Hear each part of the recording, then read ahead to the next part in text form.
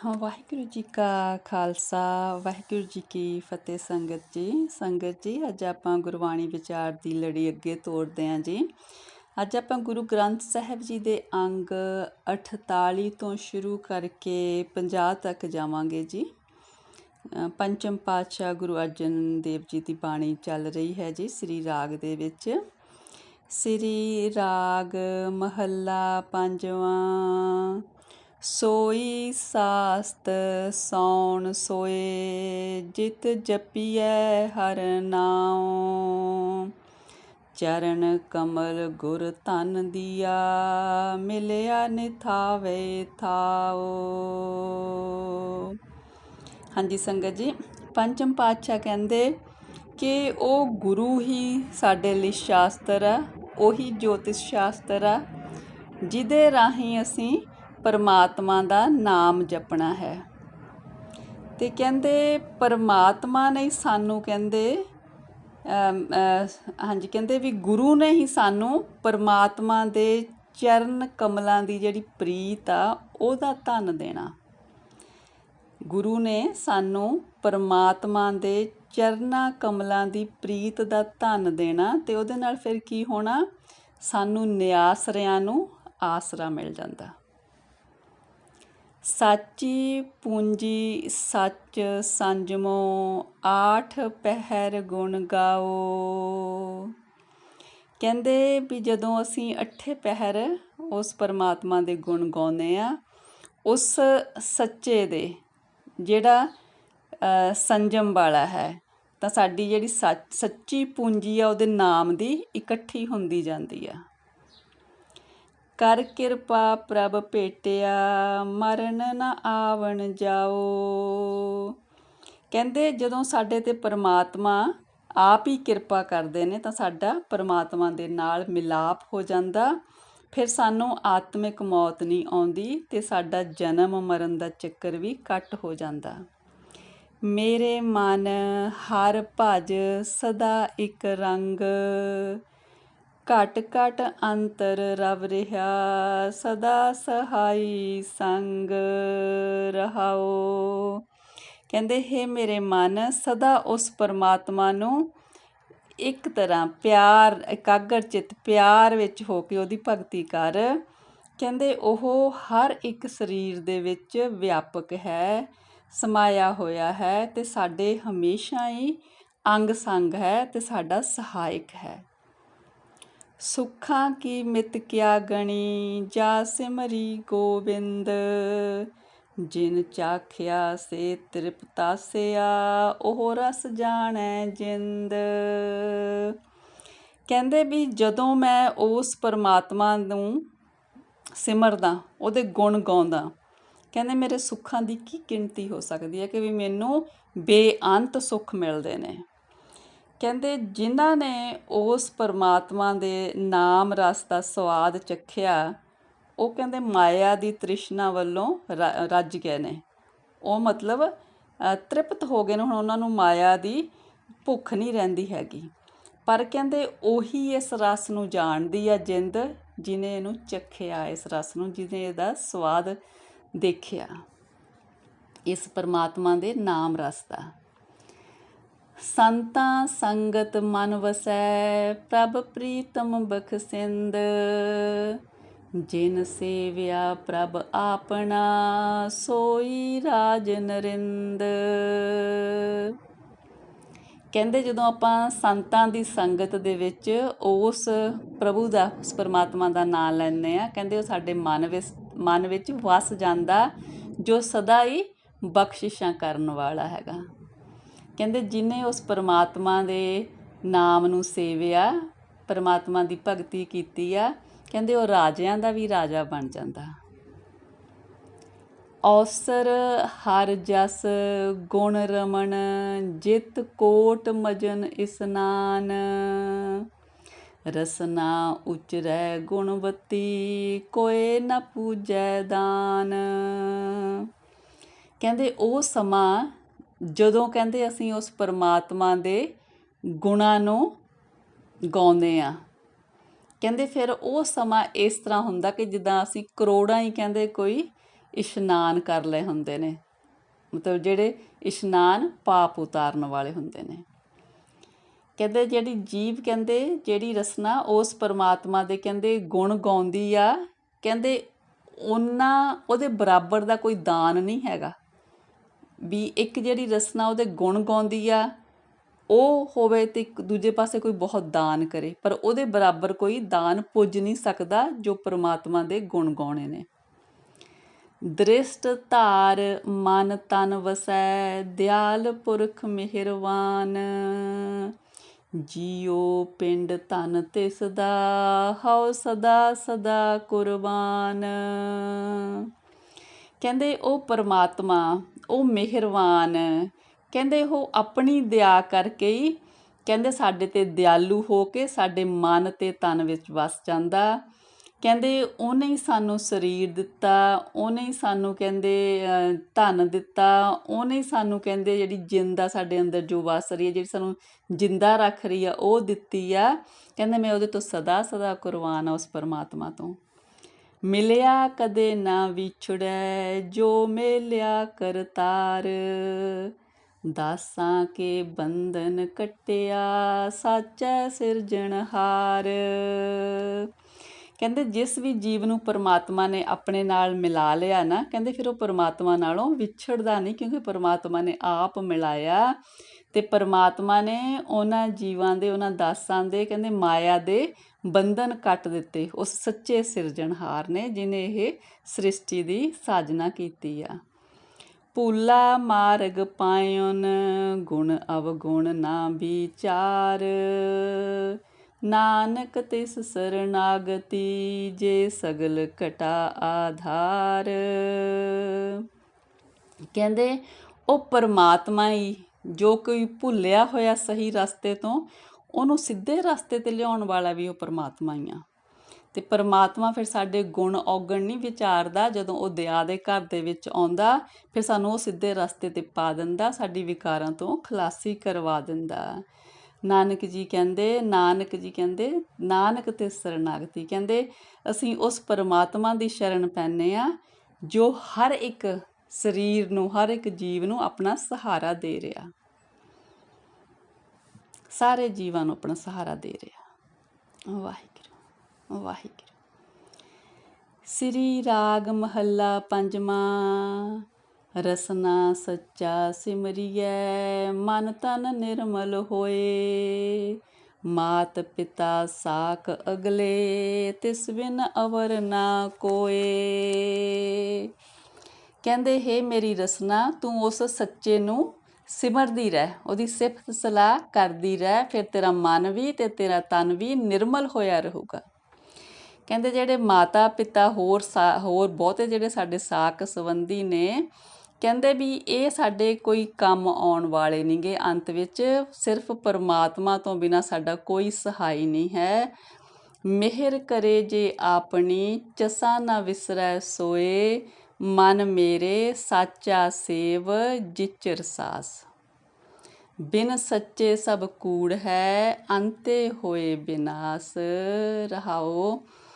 ਕਹਿੰਦੇ ਵੀ ਜੇ ਇਹ ਪਰਮਾਤਮਾ ਜੇ ਤੂੰ ਆਪਣੀ ਮਿਹਰ ਕਰੇ, ਕਹਿੰਦੇ ਤੂੰ ਮੈਨੂੰ ਇੱਕ ਕਹਿੰਦੇ ਚਸੇ ਲਈ ਵੀ ਨਾ ਵਿਸਰੇ, ਇੱਕ ਕਹਿੰਦੇ ਅੱਖ ਫਰਕਣ ਜਿੰਨੇ ਟਾਈਮ ਲਈ ਵੀ ਨਾ ਕਹਿੰਦੇ ਤੂੰ ਮੈਨੂੰ ਵਿਸਰੇ। ਇਹ ਪਰਮਾਤਮਾ ਮਿਹਰ ਕਰੇ ਜੇ, ਕਹਿੰਦੇ ਹੇ ਮੇਰੇ ਮਨ ਉਸ ਸੱਚੇ ਦਾ ਕਹਿੰਦੇ ਨਾਂ ਲੈਂਦਾ ਰਹਿ ਜਦ ਤੱਕ ਤੇਰੇ ਅੰਦਰ ਸਾਸ ਆ, ਜਦੋਂ ਤੱਕ ਤੇਰੀ ਸਾਹ ਚੱਲਦੀ ਆ ਨਾ ਬਸ ਉਹਦਾ ਨਾਂ ਲੈਂਦਾ ਰਹਿ। ਉਹਦੇ ਤੋਂ ਬਿਨਾਂ ਜਿਹੜੇ ਸਭ ਕੁਛ ਆ ਸਭ ਝੂਠਾ, ਔਰ ਅੰਤ ਨੂੰ ਸਭ ਕੁਛ ਖਤਮ ਹੋਣਾ, ਇੱਕ ਉਸ ਪਰਮਾਤਮਾ ਨੇ ਰਹਿਣਾ। ਸਾਹਿਬ ਮੇਰਾ ਨਿਰਮਲਾ, ਤਿਸ ਬਿਨ ਰਹਿਣ ਨਾ ਜਾਏ, ਮੇਰੇ ਮਨ ਤਨ ਭੁੱਖ ਅਤ ਅਗਲੀ, ਕੋਈ ਆਣ ਮਿਲਾਵੈ ਮਾਏ। ਚਾਰੇ ਕੁੰਡਾਂ ਭਾਲੀਆਂ, ਸਹਿ ਬਿਨ ਅਵਰ ਨਾ ਜਾਏ। ਕਹਿੰਦੇ ਮੇਰਾ ਪਰਮਾਤਮਾ ਸਾਹਿਬ ਮੇਰਾ ਨਿਰਮਲਾ, ਕਹਿੰਦੇ ਉਹ ਹਮੇਸ਼ਾ ਪਵਿੱਤਰ ਆ, ਉਹਦੇ ਤੋਂ ਬਿਨਾਂ ਕਹਿੰਦੇ ਮੇਰੇ ਤੋਂ ਜੀਆ ਨਹੀਂ ਜਾਂਦਾ, ਉਹਨੂੰ ਯਾਦ ਕਰਨ ਤੋਂ ਬਿਨਾਂ।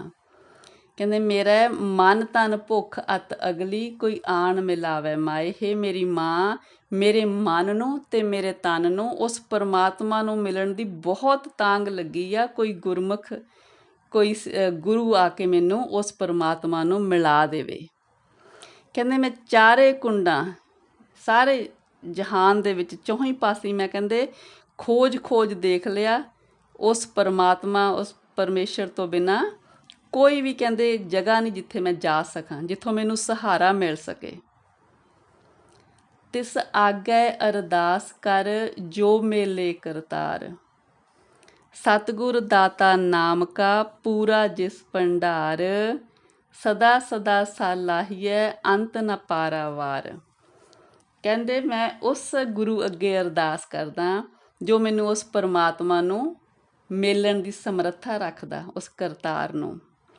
ਕਹਿੰਦੇ ਸਤਿਗੁਰ ਦਾ ਜਿਹੜਾ ਸਤਿਗੁਰ ਹੈ ਨਾ, ਉਹ ਨਾਮ ਦੇਣ ਵਾਲਾ ਪੂਰਾ ਦਾਤਾ, ਉਹਦੇ ਕੋਲ ਕਹਿੰਦੇ ਅਮੁੱਕ ਭੰਡਾਰੇ ਨੇ ਪਰਮਾਤਮਾ ਦੇ ਨਾਮ ਦਾ ਦਾਨ ਸਾਨੂੰ ਦੇਣ ਲਈ। ਕਹਿੰਦੇ ਉਸ ਗੁਰੂ ਦੀ ਵੀ ਕਹਿੰਦੇ ਅਸੀਂ ਸਲਾਹਨਾ ਕਰੀਏ ਜੋ ਸਾਨੂੰ ਨਾਮ ਦਾ ਭੰਡਾਰਾ ਦਿੰਦਾ, ਅਤੇ ਉਸ ਪਰਮਾਤਮਾ ਦੀ ਵੀ ਅਸੀਂ ਕੀਰਤੀ ਕਰੀਏ ਜਿਹਦਾ ਕੋਈ ਅੰਤ ਨਹੀਂ ਪਾਇਆ ਜਾ ਸਕਦਾ। ਪਰਵਦਗਾਰ ਸਲਾਹੀਐ ਜਿਸ ਦੇ ਚਲਤ ਅਨੇਕ, ਸਦਾ ਸਦਾ ਆਰਾਧੀਐ ਏਹਾ ਮਤ ਵਿਸੇਖ, ਮਨ ਤਨ ਮਿੱਠਾ ਤਿਸ ਲੱਗੈ ਜਿਸ ਮਸਤਕ ਨਾਨਕ ਲੇਖ। ਕਹਿੰਦੇ ਉਸ ਪਰਵਰਦਗਾਰ ਨੂੰ, ਉਸ ਪਾਲਣ ਵਾਲੇ ਦੀ ਕਹਿੰਦੇ ਅਸੀਂ ਕੀਰਤੀ ਕਰੀਏ ਜਿਹਦੇ ਕਹਿੰਦੇ ਅਨੇਕਾਂ ਹੀ ਕੌਤਕ ਨੇ, ਅਸਚਰਜ ਕਰਨ ਵਾਲੇ। ਕਹਿੰਦੇ ਇਹੀ ਸਾਡੀ ਮੱਤ ਚੰਗੀ ਗਿਣੀ ਜਾਂਦੀ ਆ ਵੀ ਜੇ ਅਸੀਂ ਸਦਾ ਹੀ ਹਮੇਸ਼ਾ ਹੀ ਉਸ ਪਰਮਾਤਮਾ ਦੀ ਆਰਾਧਨਾ ਕਰਦੇ ਰਹੀਏ ਤਾਂ ਹੀ ਸਾਡੀ ਮੱਤ ਚੰਗੀ ਆ। ਮਨ ਤਨ ਮਿੱਠਾ ਤਿਸ ਲੱਗੈ ਜਿਸ ਮਸਤਕ ਨਾਨਕ ਲੇਖ। ਕਹਿੰਦੇ ਇਹ ਨਾਨਕ ਜਿਹਦੇ ਮੱਥੇ ਦੇ ਉੱਪਰ ਚੰਗੇ ਲੇਖ ਲਿਖੇ ਹੋਏ ਨੇ, ਉਹਦੇ ਹੀ ਮਨ ਨੂੰ ਅਤੇ ਤਨ ਨੂੰ ਪਰਮਾਤਮਾ ਦਾ ਨਾਮ ਮਿੱਠਾ ਲੱਗਦਾ ਹੈ। ਸ੍ਰੀ ਰਾਗ ਮਹੱਲਾ ਪੰਜਵਾਂ।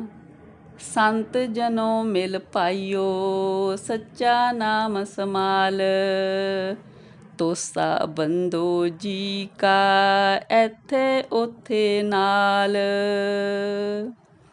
ਕਹਿੰਦੇ ਹੇ ਸੰਤ ਜਨੋ, ਸਤ ਸੰਗਤ ਦੇ ਵਿੱਚ ਸਾਰੇ ਭਾਈ ਜਨ ਇਕੱਠੇ ਹੋ ਕੇ ਉਸ ਸੱਚੇ ਪਰਮਾਤਮਾ ਦਾ ਨਾਮ ਜਪੋ ਅਤੇ ਆਪਣੇ ਹਿਰਦੇ ਵਿੱਚ ਸੰਭਾਲ ਕੇ ਰੱਖੋ।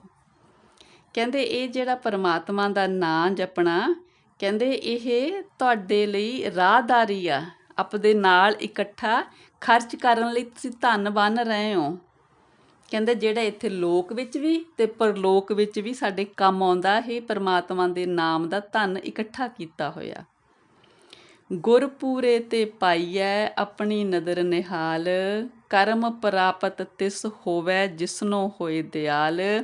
ਕਹਿੰਦੇ ਇਹ ਜਿਹੜਾ ਨਾਮ ਧਨ ਆ ਪਰਮਾਤਮਾ ਦੇ ਨਾਮ ਦਾ, ਕਹਿੰਦੇ ਜਦੋਂ ਗੁਰੂ ਸਾਡੇ 'ਤੇ ਕਿਰਪਾ ਕਰਦਾ ਆਪਣੀ, ਫੇਰ ਹੀ ਅਸੀਂ ਇਹ ਨਾਮ ਧਨ ਪਾਉਂਦੇ ਹਾਂ। ਅਤੇ ਕਹਿੰਦੇ ਜਦੋਂ ਪਰਮਾਤਮਾ ਸਾਡੇ 'ਤੇ ਕਿਰਪਾ ਕਰਦਾ, ਉਹਦੇ ਦਿਆਲ ਹੋਣ ਦੇ ਨਾਲ ਸਾਨੂੰ ਗੁਰੂ ਦਾ ਮਿਲਾਪ ਹੁੰਦਾ। ਫਿਰ ਗੁਰੂ ਨਾਮ ਧਨ ਇਕੱਠਾ ਕਰਨ ਦੀ ਸਾਨੂੰ ਉਪਦੇਸ਼ ਦਿੰਦੇ ਨੇ, ਸਾਨੂੰ ਮਦਦ ਕਰਦੇ ਨੇ। ਮੇਰੇ ਮਨ ਗੁਰ ਜੇਵੜ ਅਵਰ ਨਾ ਕੋਏ। ਕਹਿੰਦੇ ਇਹ ਮੇਰੇ ਮਨ, ਗੁਰੂ ਜਿੱਡਾ ਸਮਰੱਥ ਕੋਈ ਨਹੀਂ ਹੈ ਜਿਹਦੇ ਕੋਲ ਨਾਮਦਾਨ ਆ। ਦੂਜਾ ਥਾਉ ਨਾ ਕੋ ਸੁਝੈ ਗੁਰ ਮੇਲੇ ਸੱਚ ਸੋਏ ਰਹਾਓ। ਕਹਿੰਦੇ ਗੁਰੂ ਤੋਂ ਬਿਨਾਂ ਮੈਨੂੰ ਹੋਰ ਕੋਈ ਦੂਜਾ ਸਹਾਰਾ ਨਹੀਂ ਮਿਲ ਦਿਸਦਾ ਜਿਹੜਾ ਉਸ ਸੱਚੇ ਪਰਮਾਤਮਾ ਦੇ ਨਾਲ ਸਾਨੂੰ ਮਿਲਾ ਸਕੇ। ਸਗਲ ਪਦਾਰਥ ਤਿਸ ਮਿਲੇ ਜਿਨ ਗੁਰ ਡਿੱਠਾ ਜਾਏ। ਕਹਿੰਦੇ ਜਿਹਨੇ ਗੁਰੂ ਦੇ ਦਰਸ਼ਨ ਕਰ ਲਏ ਉਹਨੂੰ ਸਾਰੇ ਹੀ ਪਦਾਰਥ ਮਿਲ ਜਾਂਦੇ ਨੇ। ਗੁਰ ਚਰਣੀ ਜਿਨ ਮਨ ਲੱਗਾ ਸੇ ਵਡਭਾਗੀ ਮਾਏ। ਹੇ ਮੇਰੀ ਮਾਂ, ਕਹਿੰਦੇ ਜਿਹਦਾ ਮਨ ਗੁਰੂ ਦੇ ਚਰਨਾਂ ਦੇ ਵਿੱਚ ਭਿੱਜ ਗਿਆ ਉਹ ਬਹੁਤ ਵੱਡੇ ਭਾਗਾਂ ਵਾਲੇ ਨੇ। ਗੁਰ ਦਾਤਾ ਸਮਰੱਥ ਗੁਰ, ਗੁਰ ਸਭ ਮੈਂ ਰਿਹਾ ਸਮਾਏ। ਕਹਿੰਦੇ ਉਹ ਗੁਰੂ ਸਮਰੱਥ ਦਾਤਾ ਹੈ। ਕਿਸ ਚੀਜ਼ ਦਾ? ਨਾਮਦਾਨ ਦੇਣ ਵਾਲਾ। ਕਿਹਦਾ ਨਾਮਦਾਨ ਦੇਣ ਵਾਲਾ? ਉਹ ਪਰਮੇਸ਼ਰ ਜਿਹੜਾ ਸਾਰੀ ਜਗ੍ਹਾ 'ਤੇ ਸਮਾਇਆ ਹੋਇਆ ਹੈ। ਗੁਰ ਪਰਮੇਸ਼ਰ ਪਾਰ ਬ੍ਰਹਮ, ਗੁਰ ਡੁੱਬਦਾ ਲਏ ਤਰਾਏ। ਕਹਿੰਦੇ ਗੁਰੂ ਉਸ ਪਰਮਾਤਮਾ ਦਾ ਹੀ ਸਰੂਪ ਆ ਜੋ ਸਾਨੂੰ ਡੁੱਬਦਿਆਂ ਨੂੰ ਇਸ ਜਗਤ ਤੋਂ ਤਰਾ ਦਿੰਦਾ ਹੈ। ਕਿਤ ਮੁਖ ਗੁਰ ਸਲਾਹੀਐ ਕਰਨ ਕਾਰਨ ਸਮਰੱਥ। ਕਹਿੰਦੇ ਉਹ ਗੁਰੂ ਜੋ ਕਰਨ ਕਾਰਨ ਸਮਰੱਥ ਹੈ, ਉਹਨੂੰ ਕਿਸ ਤਰ੍ਹਾਂ ਕਹਿੰਦੇ ਮੈਂ ਉਹਦੀ ਸਲਾਹਨਾ ਕਰਾਂ। ਸੇ ਮੱਥੇ ਨਿਹਚਲ ਰਹੇ ਜਿਨ ਗੁਰ ਧਾਰਿਆ ਹੱਥ। ਕਹਿੰਦੇ ਉਹ ਵਡਭਾਗੀ ਮੱਥੇ ਨੇ, ਉਹ ਮਤਲਬ ਅਟੱਲ ਹੋ ਜਾਂਦੇ ਨੇ ਜਿਨ੍ਹਾਂ ਦੇ ਸਿਰ ਦੇ ਉੱਤੇ ਗੁਰੂ ਨੇ ਆਪਣਾ ਹੱਥ ਰੱਖਿਆ ਮਿਹਰ ਕਰਕੇ, ਕਿਉਂਕਿ ਨਾਮਦਾਨ ਦੇਣ ਦਾ।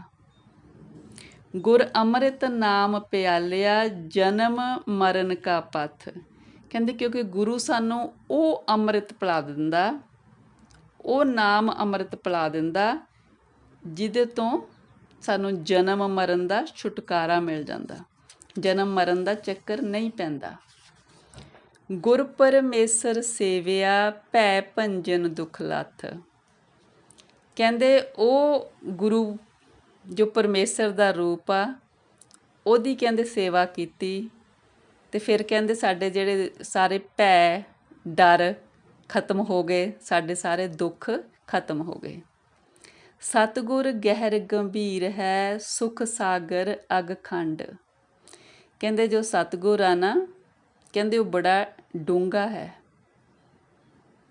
ਉਹ ਕਹਿੰਦੇ ਬੜਾ ਗਹਿਰਾ ਹੈ, ਉਹ ਸੁੱਖਾਂ ਦਾ ਸਾਗਰ ਆ ਤੇ ਸਾਡੇ ਪਾਪਾਂ ਨੂੰ ਖਤਮ ਕਰਨ ਵਾਲਾ ਹੈ। ਜਿਨ ਗੁਰ ਸੇਵਿਆ ਆਪਣਾ ਜਮ ਦੂਤ ਨ ਲਾਗੈ ਡੰਡ। ਕਹਿੰਦੇ ਜਿਨ੍ਹਾਂ ਨੇ ਆਪਣੇ ਗੁਰੂ ਦੀ ਸੇਵਾ ਕੀਤੀ ਆ, ਉਹਨਾਂ ਨੂੰ ਫਿਰ ਜਮਦੂਤ ਦੇ ਡੰਡੇ ਦਾ ਡਰ ਨਹੀਂ ਲੱਗਦਾ। ਉਹ ਇਸ ਤਰ੍ਹਾਂ ਕਿ ਗੁਰੂ ਨੇ ਸਾਨੂੰ ਨਾਮਦਾਨ ਦਿੱਤਾ, ਫਿਰ ਅਸੀਂ ਨਾਮਦਾਨ ਦੀ ਕਮਾਈ ਕੀਤੀ ਤਾਂ ਫਿਰ ਸਾਡੇ ਸਾਰੇ ਪਾਪ ਕੱਟ ਹੋ ਗਏ। ਜਦੋਂ ਪਾਪ ਕੱਟ ਹੋਏ ਫਿਰ ਜਮਦੂਤ ਦਾ ਤਾਂ ਡਰ ਰਿਹਾ ਹੀ ਨਹੀਂ।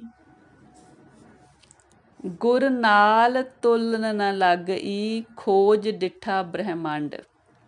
ਕਹਿੰਦੇ ਮੈਂ ਸਾਰੇ ਜਗਤ ਦੇ ਵਿੱਚ ਖੋਜ ਕੇ ਦੇਖਿਆ ਕਿ ਗੁਰੂ ਦੇ ਬਰਾਬਰ ਕੋਈ ਨਹੀਂ ਹੈ, ਗੁਰੂ ਦੀ ਬਰਾਬਰਤਾ ਕੋਈ ਨਹੀਂ ਕਰ ਸਕਦਾ।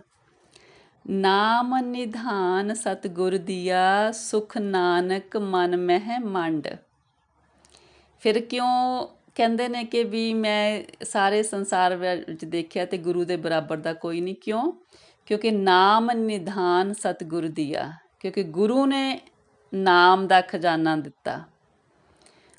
ਉਸ ਨਾਮ ਦੇ ਖਜ਼ਾਨੇ ਨਾਲ ਕੀ ਹੋਇਆ? ਕਹਿੰਦੇ ਹੇ ਨਾਨਕ, ਫਿਰ ਜਿਨ੍ਹਾਂ ਨੂੰ ਨਾਮ ਦਾ ਖਜ਼ਾਨਾ ਮਿਲ ਜਾਂਦਾ, ਉਹ ਆਤਮਿਕ ਆਨੰਦ ਨੂੰ ਆਪਣੇ ਹਿਰਦੇ ਅੰਦਰ ਹਮੇਸ਼ਾ ਲਈ ਪਰੋ ਕੇ ਰੱਖਦੇ ਨੇ, ਉਹਨਾਂ ਨੂੰ ਆਤਮਿਕ ਆਨੰਦ ਮਿਲ ਜਾਂਦਾ ਹੈ।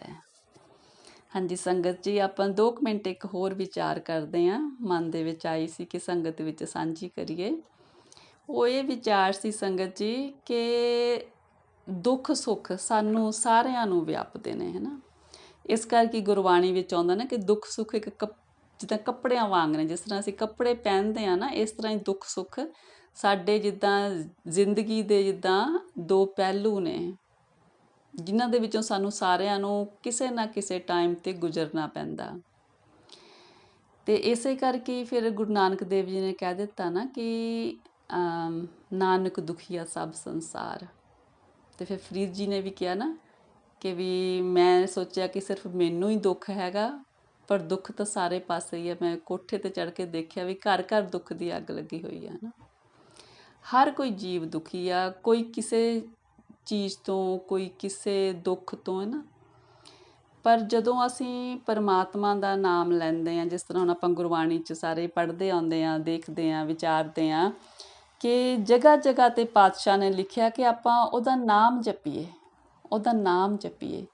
ਜਦੋਂ ਆਪਾਂ ਉਹਦਾ ਨਾਮ ਜਪਣਾ ਸ਼ੁਰੂ ਕਰਦੇ ਹਾਂ ਤਾਂ ਸਾਡੇ ਦੁੱਖ ਦਰਦ ਘਟਣੇ ਸ਼ੁਰੂ ਹੋ ਜਾਂਦੇ ਨੇ। ਉਹ ਇਸ ਤਰ੍ਹਾਂ ਕਿ ਸਾਨੂੰ ਪਰਮਾਤਮਾ ਉਹਨਾਂ ਨੂੰ ਸਹਿਣ ਦੀ ਸਮਰੱਥਾ ਦੇਈ ਜਾਂਦੇ ਨੇ। ਉਹਦਾ ਨਾਮ ਜਪਣ ਦੇ ਬਹੁਤ ਹੀ ਜ਼ਿਆਦਾ ਲਾਭ ਨੇ, ਔਰ ਇਹ ਹੌਲੀ ਹੌਲੀ ਹੌਲੀ ਹੌਲੀ ਮਨ ਦੇ ਵਿੱਚ ਘਰ ਕਰਨਾ ਸ਼ੁਰੂ ਕਰਦਾ ਪਰਮਾਤਮਾ ਦਾ ਨਾਮ। ਅਤੇ ਫਿਰ ਹੌਲੀ ਹੌਲੀ ਸਾਡੇ ਜਿਹੜੇ ਦੁੱਖ ਨੇ ਉਹ ਘਟਣੇ ਸ਼ੁਰੂ ਹੁੰਦੇ ਨੇ। ਇਸ ਤਰ੍ਹਾਂ ਵੀ ਹੈ ਸੰਗਤ ਜੀ ਕਿ ਸਾਨੂੰ ਜਦੋਂ ਅਸੀਂ ਗੁਰਬਾਣੀ ਦੀਆਂ ਤੁਕਾਂ ਪੜ੍ਹਦੇ ਹਾਂ, ਵਿਚਾਰਦੇ ਹਾਂ, ਸਾਨੂੰ ਹੌਲੀ ਹੌਲੀ ਗੌਰ ਦੇ ਨਾਲ ਮਤਲਬ ਉਹਨਾਂ ਦੇ ਹਿਸਾਬ ਨਾਲ ਆਪਣੀ ਜ਼ਿੰਦਗੀ ਢਾਲਣ ਦਾ ਕਹਿ ਲਓ ਕਿ ਸਮਰੱਥਾ ਮਿਲਦੀ ਜਾਂਦੀ ਆ ਜਦੋਂ ਅਸੀਂ ਨਾਮ ਦਾ ਜਾਪ ਕਰਦੇ ਹਾਂ, ਵਾਹਿਗੁਰੂ ਦਾ ਨਾਮ ਜਪਦੇ ਹਾਂ। ਅਤੇ ਕਈ ਦਫਾ ਅਸੀਂ ਜਦੋਂ ਸਾਨੂੰ ਕੋਈ ਦੁੱਖ ਹੁੰਦਾ ਨਾ, ਅਸੀਂ ਕਿਸੇ ਹੋਰ 'ਤੇ ਉਹਦਾ ਦੋਸ਼ ਲਾਉਂਦੇ ਹਾਂ ਕਿ ਸ਼ਾਇਦ ਵੀ ਉਹਦੇ ਕਰਕੇ ਮੈਨੂੰ ਇਹ ਦੁੱਖ ਮਿਲ ਰਿਹਾ ਹੈ ਨਾ। ਪਰ ਜਿੱਦਾਂ ਆਪਾਂ ਗੁਰਬਾਣੀ 'ਚ ਤੁਕ ਆਉਂਦੀ ਹੈ ਨਾ ਕਿ ਦੱਦਾ ਦੋਸ਼ ਨਾ ਦੇਉ ਕਿਸੇ ਦੋਸ਼ ਕਰਮਾ ਆਪਣੇ ਆ। ਅਤੇ ਇਹਦੇ ਹਿਸਾਬ ਨਾਲ ਜਿੱਦਾਂ ਕਿ ਜਦੋਂ ਅਸੀਂ ਕਿਸੇ ਨੂੰ ਦੋਸ਼ ਨਹੀਂ ਦੇਣਾ, ਪਾਤਸ਼ਾਹ ਕਹਿੰਦੇ ਨੇ ਵੀ ਸਾਡਾ ਆਪਣਾ ਹੀ ਦੋਸ਼ ਆ, ਵੀ ਸਾਡੇ ਜਿਹੜੇ ਇਹ ਕਰਮ ਸੀ ਸਾਡੇ ਪਹਿਲੇ, ਉਹਨਾਂ ਦੇ ਕਰਕੇ ਸਾਨੂੰ ਇਹ ਦੁੱਖ ਮਿਲ ਰਿਹਾ ਹੈ ਨਾ। ਵੀ ਜੋ ਅਸੀਂ ਬੀਜਿਆ ਸੀ ਉਹ ਅਸੀਂ ਕੱਟਿਆ। ਫਿਰ ਅਸੀਂ ਕਿਸੇ ਨੂੰ ਆਪਣੇ ਦੁੱਖਾਂ ਲਈ ਜਾਂ ਆਪਣੇ ਕਿਸੇ ਮਾੜੇ ਹੋਏ ਲਈ ਕਿਸੇ ਨੂੰ ਅਸੀਂ ਦੋਸ਼ੀ ਨਹੀਂ ਠਹਿਰਾ ਸਕਦੇ। ਅਤੇ ਉਹਦੇ ਨਾਲ ਫਿਰ ਇਹ ਹੁੰਦਾ ਕਿ ਹੌਲੀ ਹੌਲੀ ਸਾਡੇ ਮਨ ਦੇ ਵਿੱਚੋਂ, ਜੇ ਅਸੀਂ ਕਿਸੇ ਨੂੰ ਆਪਣੀ ਜ਼ਿੰਦਗੀ ਦੇ ਵਿੱਚ ਸੋਚਦੇ ਹਾਂ ਕਿ ਇਹਨੇ ਮੇਰੇ ਨਾਲ ਇਹ ਕੀਤਾ ਤਾਂ ਮੇਰੇ ਨਾਲ ਇੱਦਾਂ ਹੋਇਆ, ਫਿਰ ਹੌਲੀ ਹੌਲੀ ਉਸ ਇਨਸਾਨ ਪ੍ਰਤੀ ਸਾਡੇ ਹਿਰਦੇ ਵਿੱਚੋਂ ਨਫ਼ਰਤ ਖਤਮ ਹੋਣੀ ਸ਼ੁਰੂ ਹੋ ਜਾਂਦੀ ਕਿ ਅਸੀਂ ਗੁਰਬਾਣੀ ਦੇ ਹਿਸਾਬ ਨਾਲ ਚੱਲ ਰਹੇ ਹਾਂ ਕਿ ਜੇ ਸਾਡੀ ਜ਼ਿੰਦਗੀ ਦੇ ਵਿੱਚ ਕੋਈ ਵੀ ਦੁੱਖ ਆ ਰਿਹਾ ਉਹ ਸਾਡਾ ਆਪਣਾ ਬੀਜਿਆ ਹੋਇਆ, ਉਹਦੇ 'ਚ ਕਿਸੇ ਦਾ ਕੋਈ ਦੋਸ਼ ਨਹੀਂ। ਇਸ ਤਰ੍ਹਾਂ ਹੀ ਸਾਡੀ ਜ਼ਿੰਦਗੀ ਦੇ ਹਰ ਇੱਕ ਸਵਾਲ ਦਾ ਜਵਾਬ ਸਾਨੂੰ ਗੁਰੂ ਗ੍ਰੰਥ ਸਾਹਿਬ ਜੀ ਵਿੱਚੋਂ ਮਿਲਦਾ। ਪਰ ਉਹ ਤਾਂ ਜਦੋਂ ਵੀ ਅਸੀਂ ਗੁਰੂ ਗ੍ਰੰਥ ਸਾਹਿਬ ਜੀ ਦੇ ਵਿਚਾਰ ਕਰਦੇ ਹਾਂ, ਜਦੋਂ ਅਸੀਂ ਤੁਕਾਂ ਪੜ੍ਹਦੇ ਹਾਂ, ਤਾਂ ਸਾਨੂੰ ਉਹਨਾਂ ਦੇ ਅਰਥਾਂ ਦੇ ਹਿਸਾਬ ਨਾਲ ਆਪਣੀ ਜ਼ਿੰਦਗੀ ਦੇ ਵਿੱਚ ਆਪਣੇ ਜੀਵਨ ਨੂੰ ਬਦਲਣਾ ਹੁੰਦਾ। ਇਹ ਸਭ ਕੁਛ ਅਸੀਂ ਆਪ ਨਹੀਂ ਕਰ ਸਕਦੇ। ਅਸੀਂ ਸਿਰਫ ਇੱਕ ਚੀਜ਼ ਕਰਨੀ ਆ, ਸਿਰਫ ਅਤੇ ਸਿਰਫ ਉਹ ਹੈਗਾ ਅਸੀਂ ਉਹਦਾ ਨਾਮ ਜਪਣਾ। ਨਾਮ ਜਪਦਿਆਂ ਸਾਡੀ ਉਹਦੇ ਨਾਲ ਇੱਦਾਂ ਦੀ ਪ੍ਰੀਤ ਪੈ ਜਾਂਦੀ ਆ, ਸਾਡਾ ਇੱਦਾਂ ਦਾ ਪ੍ਰੇਮ ਪੈ ਜਾਂਦਾ ਕਿ ਸਾਨੂੰ ਹੌਲੀ ਹੌਲੀ ਜਿੱਦਾਂ ਰਮਜ਼ਾਂ ਖੁੱਲ੍ਹਣੀਆਂ ਸ਼ੁਰੂ ਹੋ ਜਾਂਦੀਆਂ ਨੇ। ਫਿਰ ਸਾਡੀ ਜ਼ਿੰਦਗੀ ਉਹਦੇ ਹਿਸਾਬ ਨਾਲ ਢਲਣੀ ਸ਼ੁਰੂ ਹੋ ਜਾਂਦੀ ਆ, ਫਿਰ ਜ਼ਿੰਦਗੀ ਸੌਖੀ ਹੁੰਦੀ ਜਾਂਦੀ ਆ। ਇੱਕ ਵੀਰ ਜੀ ਹੈਗੇ ਨੇ, ਵੀਰ ਰਘਵੀਰ ਸਿੰਘ ਵੀਰ, ਉਹਨਾਂ ਦੀਆਂ ਕਾਫੀ ਕਿਤਾਬਾਂ ਨੇ। ਉਹ ਕਿਤਾਬਾਂ ਸ਼ੁਰੂ ਦੇ ਵਿੱਚ ਸਾਨੂੰ ਬਹੁਤ ਭਰੋਸਾ ਦਿਵਾਉਂਦੀਆਂ ਨੇ। ਮਤਲਬ ਗੁਰਬਾਣੀ ਦੇ ਹਿਸਾਬ ਨਾਲ, ਤੁਕਾਂ ਦੇ ਹਿਸਾਬ ਨਾਲ ਉਹਨਾਂ ਨੇ ਭਰੋਸੇ ਦਿਵਾਏ ਨੇ ਕਿ ਗੁਰਬਾਣੀ ਸੱਚ ਆ। ਜੇ ਅਸੀਂ ਗੁਰੂ ਗ੍ਰੰਥ ਸਾਹਿਬ ਜੀ ਨੂੰ ਮੱਥਾ ਟੇਕਦੇ ਹਾਂ, ਅਸੀਂ ਉਹਨਾਂ ਨੂੰ ਮੰਨਦੇ ਹਾਂ, ਤਾਂ ਉਹ ਸਾਡੇ ਲਈ ਸੱਚ ਨੇ ਨਾ, ਉਹ ਹੈ ਵੀ ਸੱਚ ਨੇ। ਫਿਰ ਜਦੋਂ ਸਾਡੀ ਜ਼ਿੰਦਗੀ ਗੁਰਬਾਣੀ ਦੇ ਅਨੁਸਾਰ ਢਲਣੀ ਸ਼ੁਰੂ ਹੋ ਜਾਂਦੀ ਆ, ਫਿਰ ਬਹੁਤ ਜ਼ਿਆਦਾ ਸਕੂਨ ਮਿਲਦਾ। ਪਰਮਾਤਮਾ ਦੇ ਨਾਮ ਦੇ ਵਿੱਚ ਸਾਨੂੰ ਰਸ ਆਉਣਾ ਸ਼ੁਰੂ ਹੋ ਜਾਂਦਾ ਅਤੇ ਸਾਡੇ ਦੁੱਖ ਹੌਲੀ ਹੌਲੀ ਘੱਟ ਹੋਣੇ ਸ਼ੁਰੂ ਹੋ ਜਾਂਦੇ ਨੇ, ਕਿਉਂਕਿ ਸਾਨੂੰ ਪਰਮਾਤਮਾ ਦੁੱਖਾਂ ਨੂੰ ਸਹਿਣ ਦੀ ਸਮਰੱਥਾ ਦਿੰਦੇ ਰਹਿੰਦੇ ਨੇ। ਤਾਂ ਸ਼ੁਰੂਆਤ ਨਾਮ ਤੋਂ ਹੈ। ਨਾਲ ਇਸ ਤਰ੍ਹਾਂ ਜਿਹੜੇ ਕੋਈ ਗੁਰਮੁਖ ਪਿਆਰੇ ਨੇ ਜਿਨ੍ਹਾਂ ਨੇ ਕਿ ਬਹੁਤ ਜ਼ਿਆਦਾ ਭਰੋਸਾ ਦਿਵਾਉਣ ਵਾਲੀਆਂ ਬਾਣੀ ਦੀਆਂ ਤੁਕਾਂ ਅਤੇ ਵਿਚਾਰਾਂ ਲਿਖੀਆਂ ਨੇ, ਉਹ ਪੜ੍ਹਨੀਆਂ ਸ਼ੁਰੂ ਕਰ ਦਿਓ। ਹੌਲੀ ਹੌਲੀ ਜ਼ਿੰਦਗੀ ਬਦਲਣੀ ਸ਼ੁਰੂ ਹੋ ਜਾਂਦੀ ਆ ਔਰ ਇੱਦਾਂ ਦਾ ਮਤਲਬ ਮਨ ਦੇ ਵਿੱਚ ਸੁੱਖ ਆਉਣਾ ਸ਼ੁਰੂ ਹੋ ਜਾਂਦਾ, ਆਨੰਦ ਆਉਣਾ ਸ਼ੁਰੂ ਹੋ ਜਾਂਦਾ ਕਿ ਅਸੀਂ ਕਿਸੇ ਨੂੰ ਦੱਸ ਨਹੀਂ ਸਕਦੇ। ਫਿਰ ਅਸੀਂ ਹੌਲੀ ਹੌਲੀ ਸਾਰਿਆਂ ਦੇ ਵਿੱਚ ਸਾਨੂੰ ਉਸ ਪਰਮਾਤਮਾ ਦੀ ਜੋਤ ਨਜ਼ਰ ਆਉਣੀ ਸ਼ੁਰੂ ਹੋ ਜਾਂਦੀ ਆ। ਸਾਨੂੰ ਵਿਸ਼ਵਾਸ ਹੋ ਜਾਂਦਾ ਕਿ ਹਰ ਇੱਕ ਦੇ ਵਿੱਚ ਉਹ ਪਰਮਾਤਮਾ ਹੈ ਅਤੇ ਅਸੀਂ ਕਿਸੇ ਨੂੰ ਨਫ਼ਰਤ ਨਹੀਂ ਕਰ ਸਕਦੇ, ਕਿਉਂਕਿ ਹਰ ਇੱਕ ਵਿੱਚ ਪਰਮਾਤਮਾ। ਫਿਰ ਅਸੀਂ ਕਿਸੇ 'ਤੇ ਵੀ ਦੋਸ਼ ਲਾਉਣ ਤੋਂ ਵੀ ਹਟ ਜਾਂਦੇ ਹਾਂ। ਹਾਂਜੀ ਸੰਗਤ ਜੀ, ਇੰਨੀਆਂ ਵਿਚਾਰਾਂ ਪ੍ਰਵਾਨ ਕਰਨੀਆਂ ਜੀ। ਵਿਚਾਰਾਂ ਕਰਦਿਆਂ ਹੋਈਆਂ ਅਨੇਕਾਂ ਗਲਤੀਆਂ ਭੁੱਲਾਂ ਚੁੱਕਾਂ ਮੇਰੀਆਂ ਜਾਣ ਕੇ ਮਾफ़ ਕਰਨੀਆਂ ਜੀ। ਚੰਗੀ ਗੱਲ ਆਪਣੇ ਲੜ ਬੰਨਣੀ ਜੀ। ਸਤਿਗੁਰੂ ਜੀ, ਪਰਮੇਸ਼ਰ ਜੀ, ਆਪ ਦੀ ਧੁਰ ਕੀ ਬਾਣੀ ਦੀਆਂ ਵਿਚਾਰਾਂ ਕਰਦਿਆਂ ਅਨੇਕਾਂ ਗਲਤੀਆਂ ਅਨੇਕਾਂ ਭੁੱਲਾਂ ਚੁੱਕਾਂ ਹੋਈਆਂ ਨੇ ਜੀ। ਆਪ ਦੀ ਅਣਜਾਣ ਬੱਚੀ ਸਮਝ ਕੇ ਬਖਸ਼ਿਓ ਜੀ। ਅੱਗੇ ਤੋਂ ਸਮੱਤ ਦੇਣੀ ਸਤਿਗੁਰੂ ਜੀ। ਵਾਹਿਗੁਰੂ ਜੀ ਕਾ ਖਾਲਸਾ, ਵਾਹਿਗੁਰੂ ਜੀ ਕੀ ਫਤਿਹ ਜੀ।